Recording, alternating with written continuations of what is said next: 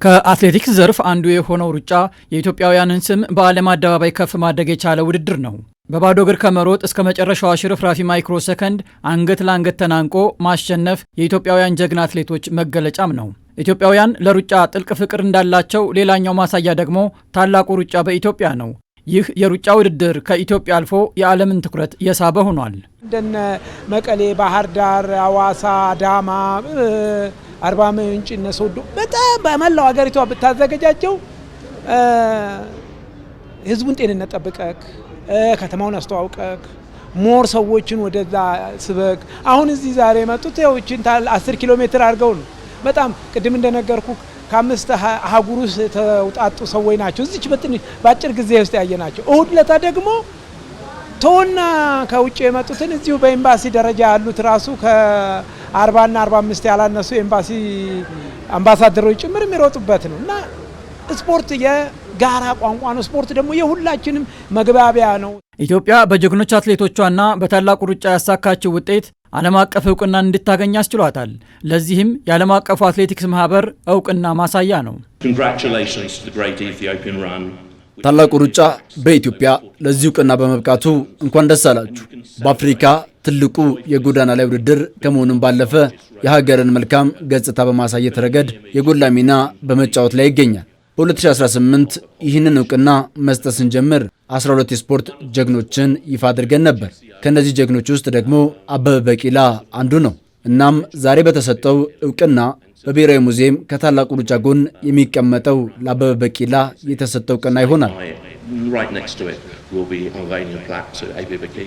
ታላቁ ሩጫ በኢትዮጵያ ከስፖርታዊ ኩነትነቱ ባሻገር የብሔራዊ ኩራት የልህቀትና የአሸናፊነት መገለጫ ጭምር በመሆኑ ነው ለዚሁ ሁነት በዓለም አቀፍ ደረጃ የተሰጠውን እውቅና በብሔራዊ ሙዚየማችን እንዲቀመጥ የተደረገው።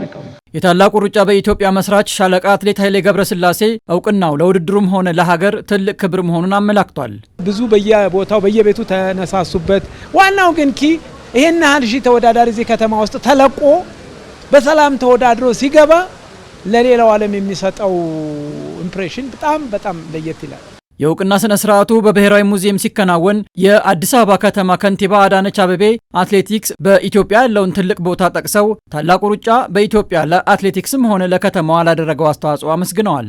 መሰል ውድድሮችን ለማሳደግና የውጭ ሀገር ተሳታፊዎችን ወደ ከተማዋ ለማምጣትም በትኩረት ይሰራል ነው ያሉት። ታላቁ ሩጫ በኢትዮጵያ አሁንም ካለበት የበለጠ ለማሳደግና ብዙ የውጭ ተሳታፊዎችም በርካታ ኢትዮጵያውያኖችም ከዚህ በላይ እንዲሳተፉበት በማድረግ በኩል በርትተን እንሰራለን፣ ተባብረን እንሰራለን። በዚህ በኩል ከተማችንን ሁሌ የሚያደምቃት በዓለም መድረክም የሚያስተዋውቃት ከመሆኑም አንጻር ሕዝብንም የበለጠ የሚያቀራርብ ማህበራዊ መስተጋብርንም የሚያጠናክር እንደሆነ መነሻ በማድረግ እስከዛሬ ስናደርግ የነበረውን ድጋፍ እንደ ከተማ አስተዳደር አጠናክረን የምንቀጥል መሆኑን በዚህ አጋጣሚ ላረጋግጥላችሁ እወዳለሁ። የቱሪዝም ሚኒስትሯ ሰላማዊት ካሳ በበኩላቸው ስፖርት ለቱሪዝም ዘርፉ መነቃቃት ወሳኝ ሚና የተጫወተ እንደሚገኝም ተናግረዋል። ታላቁ ሩጫ በኢትዮጵያ ደግሞ የዚህ ጉልህ ማሳያ ሲሆን ከሩጫም በላይ የማህበራዊ ትስስር የሚንጸባረቅበት ነው። ታላቁ ሩጫ ከአንድ ሩጫ እና ከአንድ ሁነት ባሻገር መታየት ያለበት ሁነት ነው። ሺዎችን ያገናኘ ነው። ባህላቸውን፣ እሴታቸውን ብዙዎች ያስተዋወቁበት መድረክ ነው። በተለያየ መልኩ ማንነታቸውን ያንጸባረቁበት፣ ማህበራዊ ትስስራችንንም በእጅጉ ሲያጠናክር የቆየ በርካታ ደግሞ አዳዲስ አትሌቶችንም ማፍራት ያስቻለ ትልቅ እውነት ነው።